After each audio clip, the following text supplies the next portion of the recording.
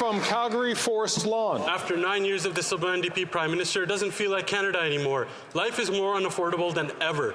Canadians, the Governor of the Bank of Canada, even random Liberals are saying this government is not helpful. They're out of control spending and not worth the cost. Canadians are living in their cars and in tents because they can't afford housing. They're lining up at food banks in record numbers because they can't afford food, and leaving in droves because they can't afford the high cost of living.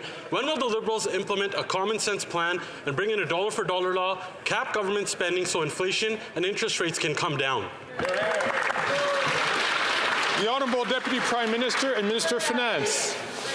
Mr. Speaker, we have put forward a budget that invests in the things Canadians need. First and foremost, housing.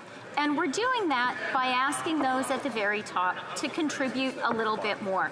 And the good news, Mr. Speaker, is we are doing it in a fiscally responsible way.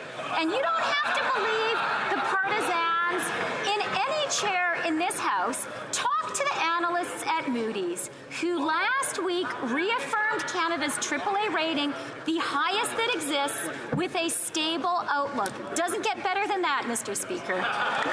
The Honourable Member from Calgary Forest Lawn.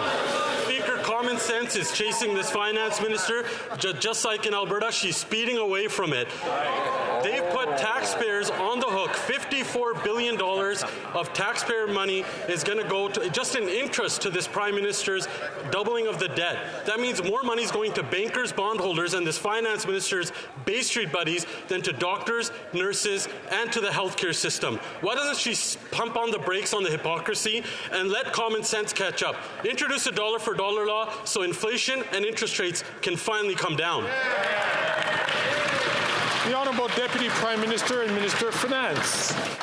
Mr. Speaker, last week, Moody's reaffirmed our AAA credit rating. These are objective analysts who have pointed out that Canada has the most fiscally responsible plan in the G7. But let's talk for a minute, Mr. Speaker, about hypocrisy.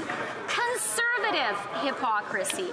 Last week, Mr. Speaker, the Conservative leader wrote an op-ed asking business leaders to attack our budget. I guess that's because he doesn't have the courage to come out and say the truth, which is he stands for those at the top, not regular Canadians.